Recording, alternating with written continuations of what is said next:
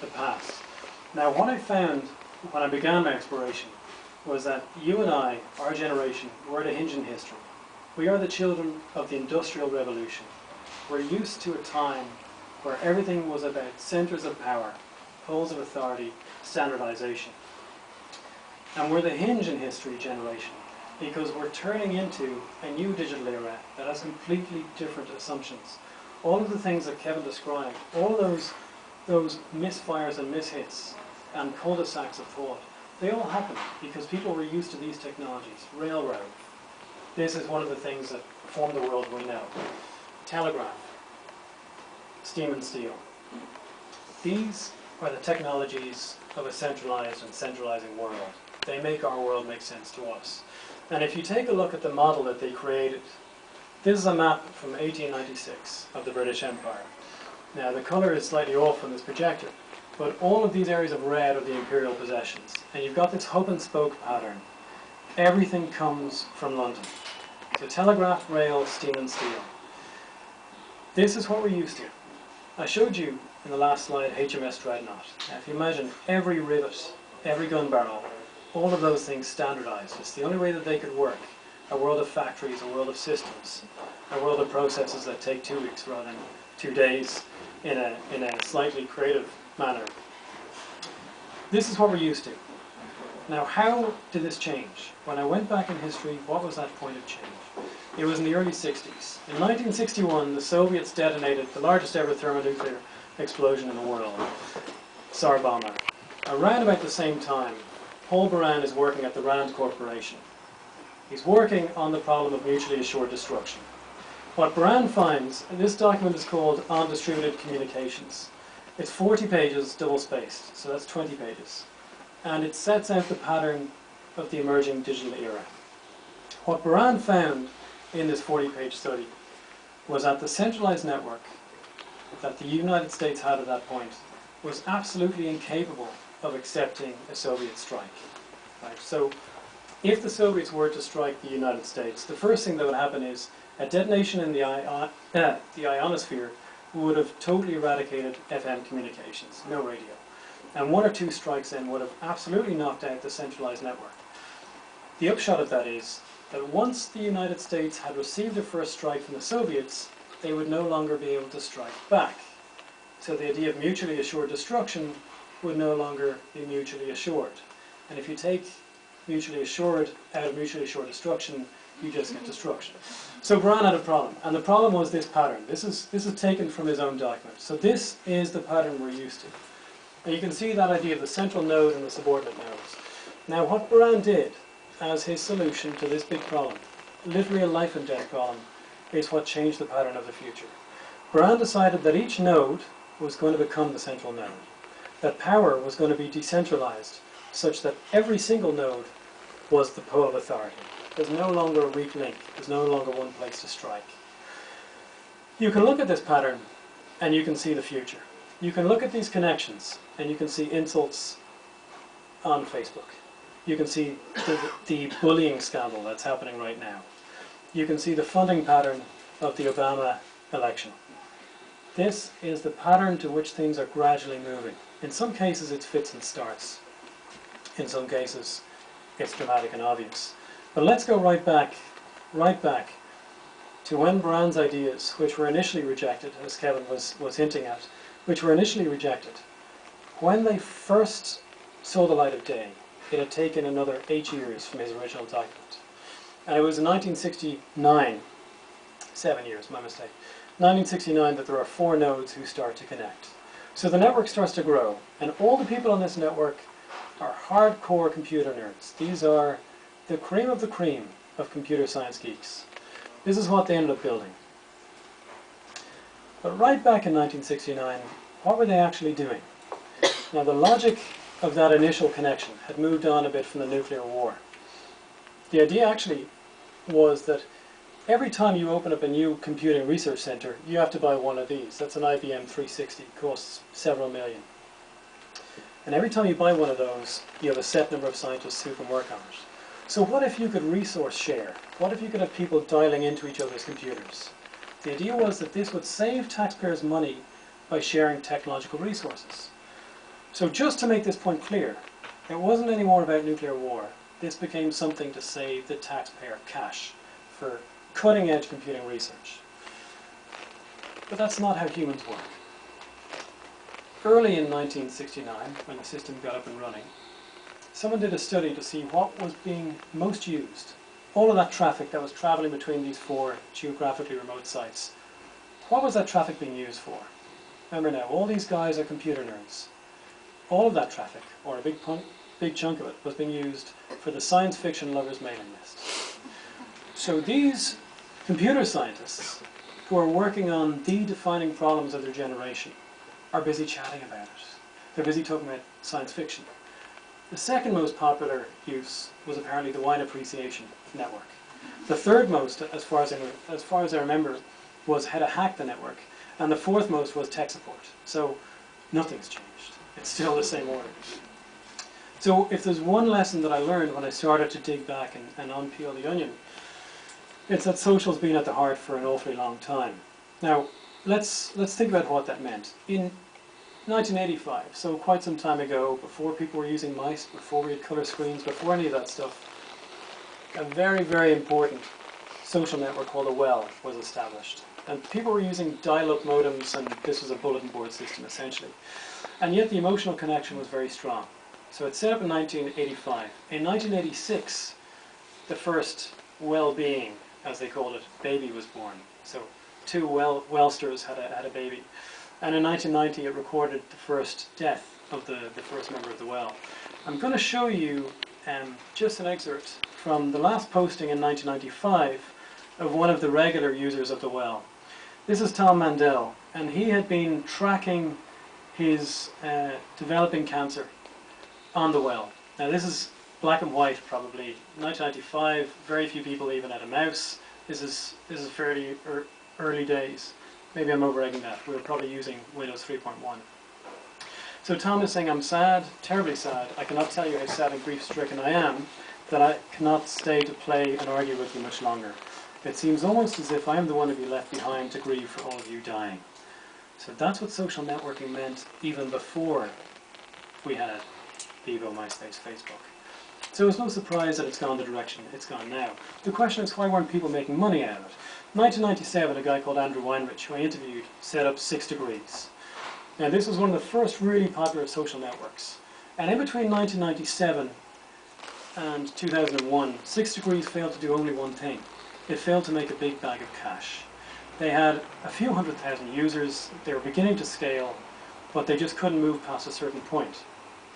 And believe it or not, things got so acute that at one boardroom meeting, the question was raised, hang on, if we were able to get photographs of people onto this thing, would people connect to each other? And someone said, yeah, let's hire a bunch of interns, maybe 200 interns, to open up envelopes, take out photographs, scan them, and put them up on their profiles. What they felt was missing was digital photography. And they're exactly right, because back in 1975, this is what digital cameras look like. And if you take a look at there's a Moore's law for cameras. If you take a look at that Moore's law, around about 2001, 2002, the camera, measured in megapixel per dollar, becomes a consumer item. So 6 Degrees was somewhere in there, just before the camera became a consumer item. But the idea of a social network becoming a massive big thing, we should have understood that for 3 decades. We should have known there was enough emotional connection, there was enough willingness to be social, we just lacked a little bit of the technology. So what this taught me was that certain things are in a sense, predictable, that you can track them. One of the other things, I guess, that strikes me is, if every node is empowered in this new pattern, what does that mean for individuals? The easiest way to see what the new powers of individuals is to take a look at what people are looking at. So if you take a look at the top 10 most trafficked sites on the web, and if you remove those sites that are just search engines and portals, and highlight the ones that are not, that are actually content, you see that everything in the top 10 is user-generated. So everything that we tend to look at online for most of our day is created by someone else, probably not at a profit to themselves, which raises a few question marks. And back in 2006, Time magazine was excoriated people thought they'd taken a shortcut when they didn't pick a person for Time magazine's Person of the Year, when they said it was you. But Time was slightly ahead of the curve. The best example of that change between thinking that the user is king on the one hand, and that the traditional person who is king, in one sense a content creator, in another sense an authority or a hierarchy, the best example of that changing mindset has to be, for me, Al-Qaeda. Shortly after 9/11, this is an interview in Karachi, Umat, Osama bin Laden is interviewed. And the question is, are you going to explain your actions? And essentially what he says bluntly is, no. We're action by deed people. We don't really explain ourselves, and you don't get customer service. This is a top-down approach to communicating a message. Now, in 7 years' time after that, a lot of things had changed for Al-Qaeda, but a lot of things had changed in the media as well. So bin Laden's saying this in 2001. By 2008, his number two, al-Zawahiri, has gone so far over the other side that he has launched an online questions and answers session. They have put out a call for questions.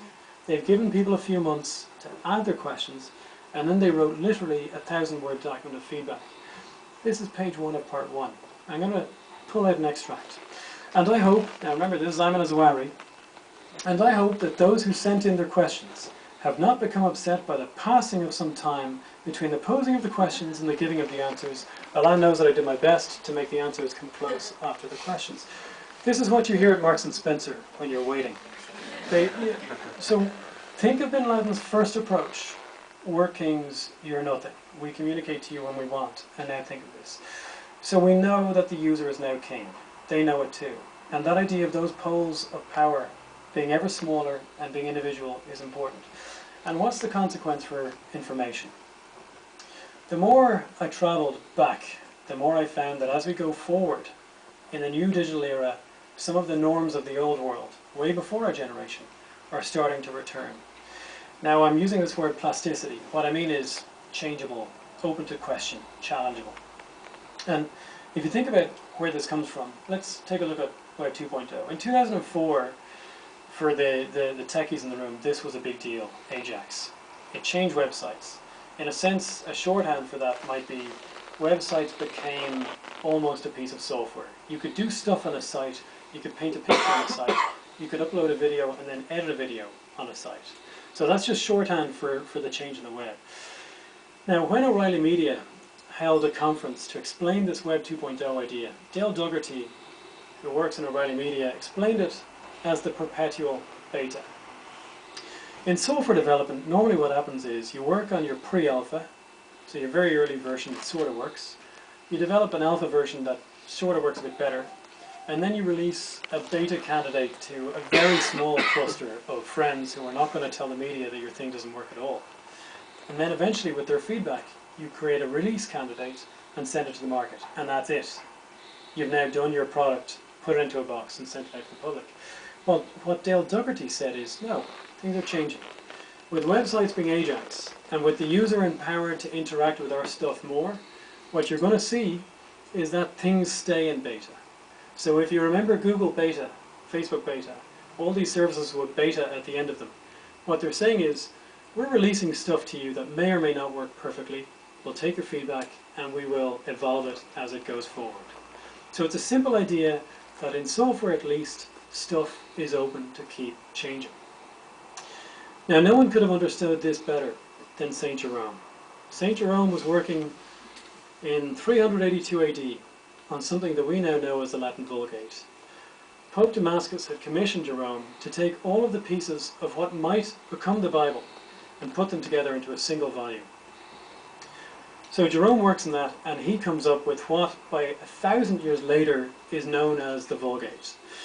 And in the mid-1500s, the Council of Trent decrees, essentially that says, if you're with Rome and you don't use the right text, you're probably going to feel the effects of flame close to your skin quite shortly.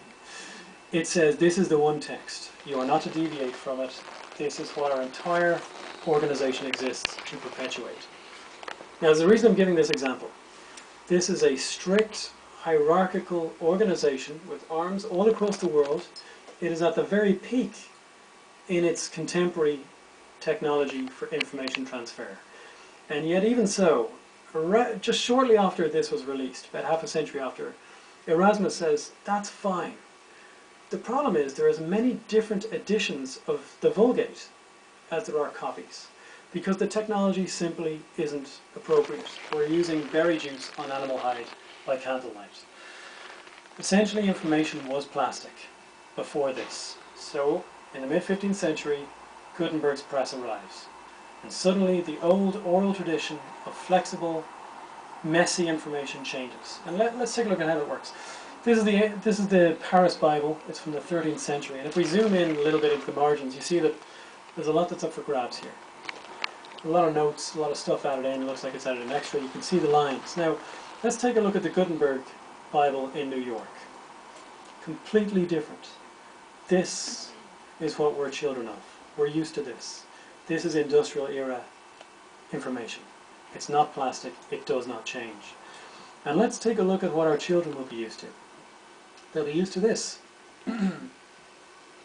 If you take any controversial topic on Wikipedia, you normally get a note that says, take this all with a grain of salt. We know this is your one resource. You're not going to look at anything else probably, but still be aware that this is open to challenge.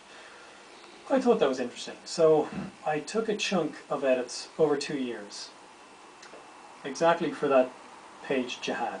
It's a fairly controversial page. Now, every line you see here represents an edit. The edit could be a changed word, it could be an extra page, it could be anything. And you're about to see a scroll through just 2 years of edits. Okay? Each line is an edit for that one entry Jihad.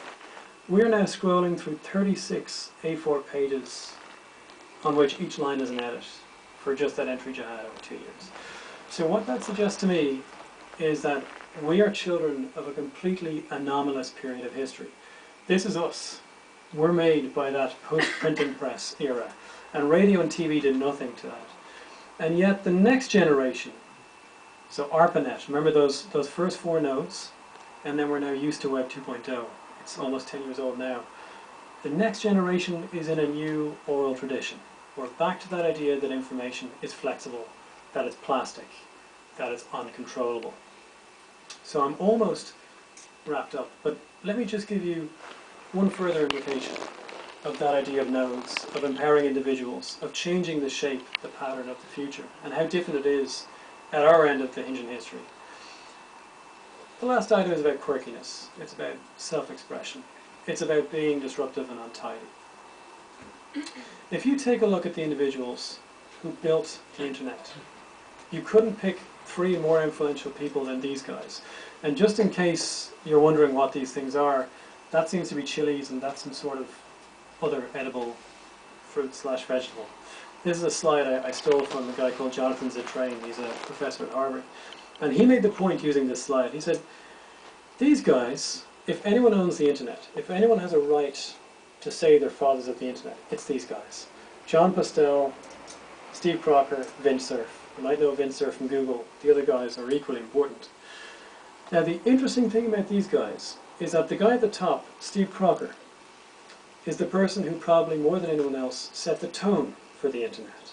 He set the tone for quirkiness. He wrote the first in a series of documents that lays out the standards for the technology on which the internet operates. Those documents are called Request for Comments. And he wrote RFC 1, Request for Comments 1, on a tiled, uncomfortable bathroom floor because he didn't want to wake up the friends that he was staying with. That's the kind of person you're working with here. These guys were all working at the bottom of the academic hierarchy when they started to build the protocols about how computers talk to each other. And so because they were unsure of their positions, when they started to circulate these RFCs, they did some interesting things. This is RFC 3, right? So things will move on slightly. So here, it's 1969.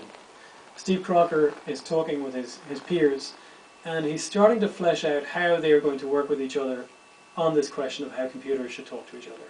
I'm going to read out a little bit. First, the title is Request for Comments. It isn't, this is the way it's going to be, it's Request for Comments. Second, he describes the makeup of this network working group. He says it seems to consist of, and he lists off some names. He says membership is not closed, and he says notes for this group may be produced by anybody. And literally, he still means anybody. Content may be any thought, suggestion. Minimum length is 1 word. And then he says, we hope to promote the exchange of considerably less than authoritative ideas. These guys built what we now know of as the internet. It's this group using this series of documents, which are now up in their thousands. Every standard for every technology that lets that laptop talk to the web came out of this. And you as an individual can still input into it. So there's an interesting question about those norms. Within academia, and I can tell you this knowing UCD and Cambridge, this is not the norm. And it's the exact opposite of the norms that we grew up with. If you go back to 1911, this is Principles of Scientific Management, and it's written by the father of management consulting, Frederick Taylor. Now this is the document that lays out how organizations ought to work. For at least half, if not 3/4 of the last century, it held sway. What Taylor was trying to do, aware that we were moving into the industrial era and factories needed certain ways to optimize things, was he was trying to take things like pig iron production, figure out what best practice, I think that's a phrase he coined, was, and then chop that task up to optimize it. So he was at odds with the previous dispensation of a craftsman who brings his own knowledge, his own information, which he has learned through an apprenticeship, word of mouth, oral stuff from someone else. And what Taylor ends up with is this, standardized conformity, a new way of doing things that's very efficient. Again, this is what we're children of. And we're constantly being told, in all of our workplaces, we're supposed to be more like this seductive character here. So he is on the floor, which itself is a whiteboard. Interesting idea. At the D School at Stanford. The D School and IDEO come out of the same way of thinking.